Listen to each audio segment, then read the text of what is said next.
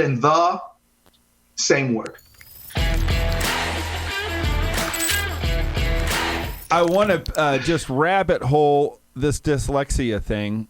First person on our show that's had this, and look, it's prevalent. It's out there. There are parents that are dealing with learning disabled kids. I was, they didn't do anything for me except beat me up and throw me in a closet, and the nuns would hit my hands.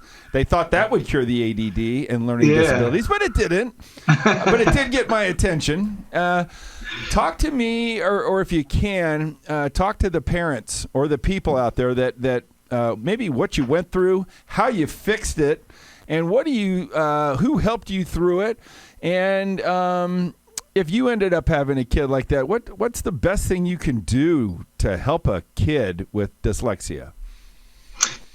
By the way, this is the best podcast I've ever been on. That's a great question. That was just awesome. Thank you. And I'll answer it because my son, too, it was terribly, just like me, even worse than me.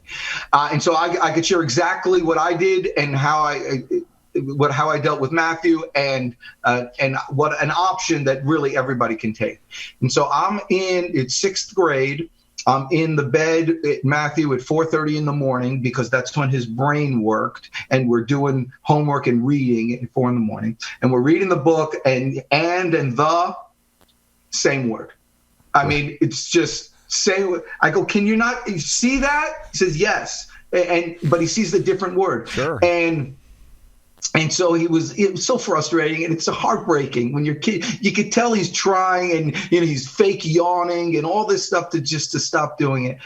And finally he looks at me with resolute in his eyes, stares right at me, looks up and says, "Daddy," he says, "I'll give you 12 years. I am not going to college." He said this in sixth grade, and I said, "Good. Well, what are you going to do?" Which is like one of my dad's lines again. Okay, that's fine. What are you going to do about it? Right. Not mean like, hey, what are you going to do about it? Yeah. It's just, what are you going to do? And he says, "I'm going to start a business."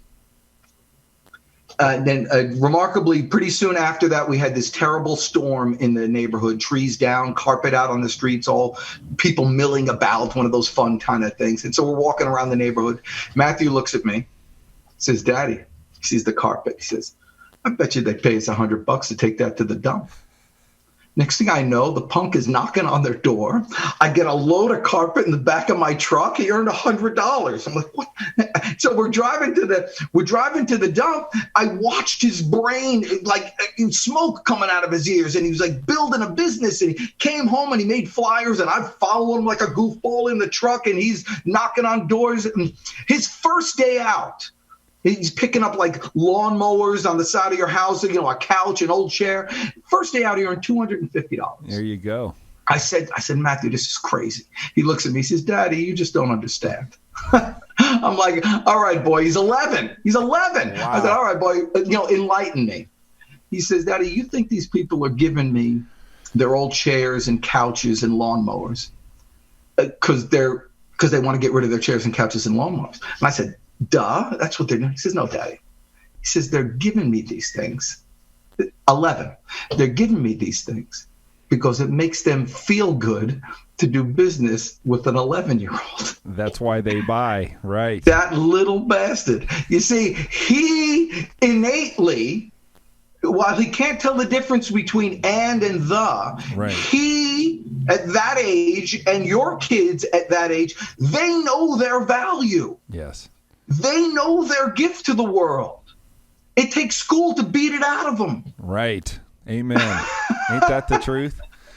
Right. And so to, bring that, I guess, question to a close, It sounds like get them busy. Yeah, get them busy. Identify, appreciate, encourage, and trust that the vibrations of the world maybe can tell them, and that they can hear those vibrations. This is what I meant to do, not to freaking stand up and read a damn paragraph of a book that I don't want. Go towards that which you're naturally good at. Nice.